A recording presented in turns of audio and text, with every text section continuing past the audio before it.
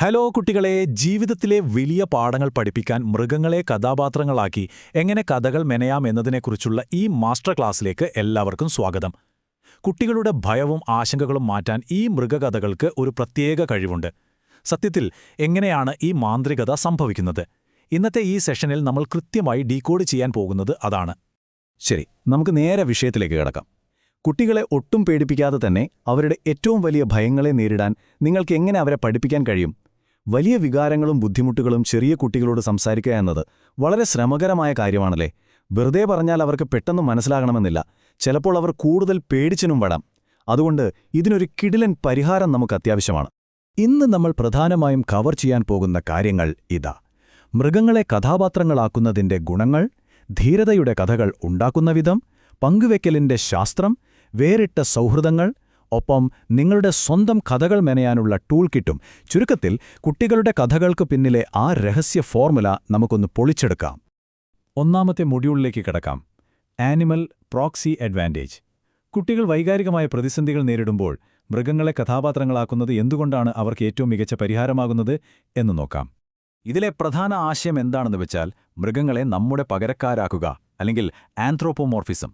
മനുഷ്യരുടെ ഭയങ്ങളും സങ്കടങ്ങളും ഒരു ചെറിയ മുള്ളൻ പന്നിയിലോ അല്ലെങ്കിൽ പേടിച്ചിരിക്കുന്ന ഒരു ടീറക്സ് ദിനോസറിലോ ഒക്കെ ആരോപിക്കുന്നതൊന്ന് ആലോചിച്ചു നോക്കൂ. ഇത് കുട്ടികൾക്ക് അവരുടെ വലിയ വികാരങ്ങൾ മനസ്സിലാക്കാൻ വളരെ സുരക്ഷിതമായ ഒരു അകലം നൽകുന്നുണ്ട്. ഭയപ്പെടുത്തുന്ന വലിയ പാഠങ്ങളെ ഒരു മൃഗത്തിന്റെ രൂപത്തിലാക്കുമ്പോൾ കുട്ടികൾക്കത് വളരെ എളുപ്പത്തിൽ ദഹിക്കും. അതായത്, ഒരു നേരിട്ടുള്ള ഉപദേശത്തേക്കാൾ എന്തുകൊണ്ടാണ് ഇത്തരം കഥകൾ ഇത്രയധികം ഗുണം ചെയ്യുന്നത്? ഉദാഹരണത്തിന്, വെള്ളത്തെ പേടിക്കുന്ന പുഡിൽസ് എന്ന താറാവിൻ കുഞ്ഞിന്റെ കഥ കേൾക്കുമ്പോൾ കുട്ടികൾക്ക് യാഥാർത്ഥ്യത്തിൽ നിന്ന് മാറി നിന്നുകൊണ്ട് തന്നെ സുരക്ഷിതമായ ഒരു വൈകാരിക അകലം ലഭിക്കുകയാണ്. നാണക്കേടോ ഉത്കണ്ഠയോ ഒക്കെ വളരെ നോർമലാണെന്ന് അവർ ഇത്തരം കഥകളിലൂടെ വളരെ സിമ്പിളായി ഉൾക്കൊള്ളുന്നു. ഇനി രണ്ടാമത്തെ സെക്ഷൻ, ധീരതയുടെ കഥകൾ രൂപപ്പെടുത്തുന്നത് എങ്ങനെയെന്ന് നോക്കാം.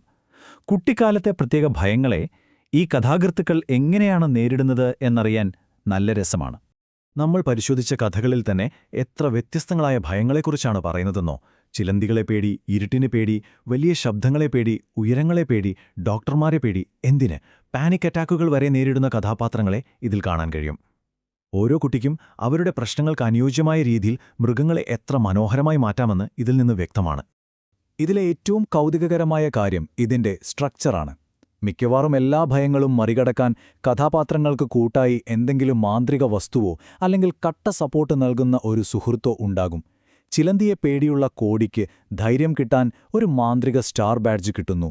അതുപോലെ വലിയ ശബ്ദങ്ങളെ പേടിയുള്ള ബർമീസ് എന്ന കുതിരയ്ക്ക് ആർഥർ എന്ന സുഹൃത്തിന്റെ തുണ കിട്ടുന്നു. കണ്ടോ, കുട്ടികളിൽ ധൈര്യം പകരാനുള്ള ഒരു ഗംഭീര തന്ത്രമാണിത്.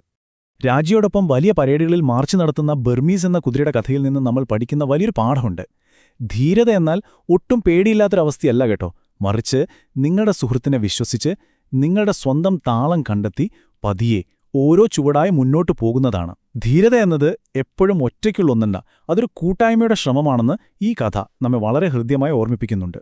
അടുത്തതായി മൂന്നാമത്തെ സെക്ഷനിലേക്ക് പോകാം: പങ്കുവയ്ക്കലിന്റെ ശാസ്ത്രം.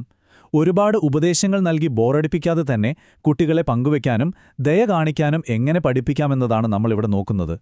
പിപ്പ് എന്ന മുള്ളൻ പന്നിയുടെ കഥയിലെ ഈ താരതമ്യം ഒന്ന് ശ്രദ്ധിച്ചു നോക്കൂ. പങ്കുവയ്ക്കുന്നതിന്റെ ശാരീരികവും വൈകാരികവുമായ മാറ്റങ്ങൾ ഇതിലൂടെ നമുക്ക് വ്യക്തമായി കാണാം. തുടക്കത്തിൽ തനിക്ക് കിട്ടിയ ബെറികളെല്ലാം ഒളിപ്പിച്ചുവെച്ച് ഒറ്റയ്ക്ക് കഴിച്ച് അവന് ഭയങ്കര വയറുവേദന വരികയാണ്. ഈ ശാരീരിക വേദന മറ്റുള്ളവരിൽ നിന്ന് ഒറ്റപ്പെടുന്നതിന്റെ വൈകാരികമായ വേദനയാണ് കൃത്യമായി കാണിക്കുന്നത്. എന്നാൽ ബാക്കിയുള്ള ആ 3 ബെറികൾ സുഹൃത്തുക്കൾക്ക് പങ്കുവെക്കുമ്പോൾ എന്തൊരു മാറ്റമാണല്ലേ! അവന്റെ വയറുവേദന മാറുകയും മനസ്സ് നിറഞ്ഞ സന്തോഷം അവന് ഫീൽ ചെയ്യുകയും ചെയ്യുന്നു. എന്റെ പ്രകാശം ഞാൻ പങ്കുവച്ചാൽ പിന്നെ എനിക്കൊരു പ്രത്യേകതയും ഉണ്ടാകില്ല. ആലോചിച്ചു നോക്കൂ, ഈ വാചകം ഗ്ലോ എന്ന മിന്നാമിനുങ്ങിൻ്റേതാണ്. കുട്ടികൾ തങ്ങളുടെ കഴിവുകളോ സാധനങ്ങളോ മറ്റുള്ളവരുമായി പങ്കുവയ്ക്കാൻ മടിക്കുന്നതിന്റെ കൃത്യമായ സൈക്കോളജി ഈ വരികളിലുണ്ട്. പങ്കുവച്ചാൽ തങ്ങളുടെ സ്ഥാനം നഷ്ടപ്പെടുമോ എന്ന ഭയം കുട്ടികളിൽ വളരെ സ്വാഭാവികമാണ്. പക്ഷേ ഈ കഥയുടെ ക്ലൈമാക്സ് ശരിക്കും അതിമനോഹരമാണ്. ഗ്ലോ എന്ന മിന്നാമിനുങ്ങ് ഒടുവിലെ ഇരുട്ടയിൽ പേടിച്ചിരിക്കുന്ന തവളയ്ക്കും ചീവീടിനും ലേഡി ബഗിനും തന്റെ പ്രകാശം നൽകിയപ്പോൾ ആ കാട്ടിലെ ഇരുട്ട് മാറുകയും അവന്റെ സ്വന്തം പ്രകാശം കൂടുതൽ ശോഭയോടെ തെളിയുകയും ചെയ്തു. നിങ്ങളെ സ്പെഷ്യലാക്കുന്ന കാര്യങ്ങൾ പങ്കുവയ്ക്കുമ്പോൾ അത് ഒരിക്കലും കുറയുന്നില്ല, മറിച്ച് അതിന്റെ വാല്യൂ കൂടുകയാണ് ചെയ്യുന്നത് എന്ന എത്ര വലിയ പാഠമാണിതിലുള്ളത്. മറ്റൊരു കിടിലൻ ഉദാഹരണമാണ് ആർ എന്ന ആനയുടെ കഥ. മഴയത്ത് ഒരു വലിയ പച്ചയില കുടയാക്കി പിടിച്ചു നടക്കുകയാണവൾ. അവൾ മഴ നനയുന്നില്ല, എന്നാൽ ചുറ്റും നനഞ്ഞു വിറയ്ക്കുന്ന മറ്റു മൃഗങ്ങളെ അവൾ ആദ്യം മൈൻഡ് ചെയ്തതേയില്ല. പെട്ടെന്ന് ഒരു ചെറിയ തുമ്മൽ കേട്ടപ്പോൾ അവൾ ചുറ്റുമുള്ളവരെ ശ്രദ്ധിച്ചു. ഉടനെ തന്റെ വലിയ ഇല 4 സുഹൃത്തുക്കൾക്കായി ചരിച്ചു കൊടുത്തു. ദയ എന്നാൽ ചിലപ്പോൾ നമ്മുടെ ചുറ്റുമുള്ളവരുടെ ബുദ്ധിമുട്ടുകളൊന്ന് ശ്രദ്ധിക്കുക എന്നതുകൂടിയാണെന്ന് ഈ കഥ നമ്മെ ഓർമ്മിപ്പിക്കുന്നു. 4ാമത്തെ സെക്ഷനിൽ നമുക്ക് തീർത്തും വ്യത്യസ്തരായവർ തമ്മിലുള്ള വേറിട്ട സൗഹൃദങ്ങളിലേക്കൊന്ന് കണ്ണോടിക്കാം. മൃഗങ്ങളിലെ ശാരീരികമായ വലിയ വ്യത്യാസങ്ങൾ വെച്ചുകൊണ്ട് വലിപ്പച്ചെറുപ്പങ്ങൾക്ക് അതീതമാണ് സ്നേഹവും ദയയും എന്ന് കുട്ടികളെ എങ്ങനെ പഠിപ്പിക്കാം എന്നു നോക്കാം. ഇവിടെ തീർത്തും വ്യത്യസ്തരായ 2 കഥാപാത്രങ്ങളെ കാണാം.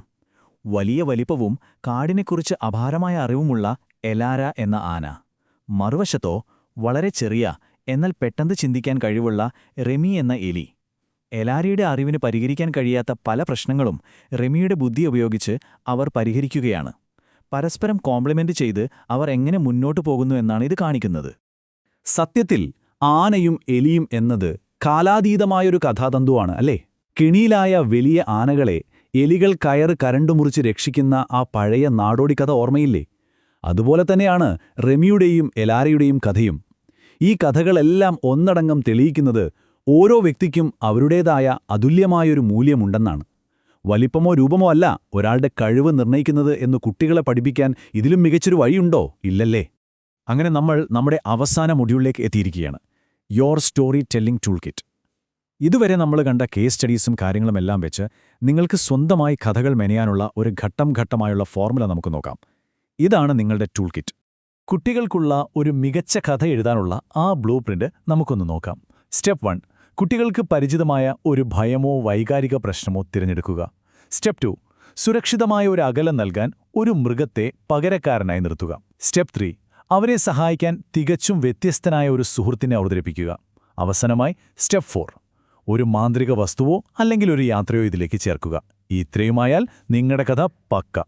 ഒരു കാര്യം എപ്പോഴും ഓർക്കുക, നന്നായി മെനഞ്ഞെടുത്ത ഒരു മൃഗകഥ കുട്ടികളെ വെറുതെ എൻ്റർടൈൻ ചെയ്യുക മാത്രമല്ല ചെയ്യുന്നത്, യഥാർത്ഥ ജീവിതത്തിൽ ധീരതയും സഹാനുഭൂതിയും കാണിക്കാനുള്ള ഒരു റിഹേഴ്സൽ സ്പേസായി കൂടിയാണത് വർക്ക് ചെയ്യുന്നത്.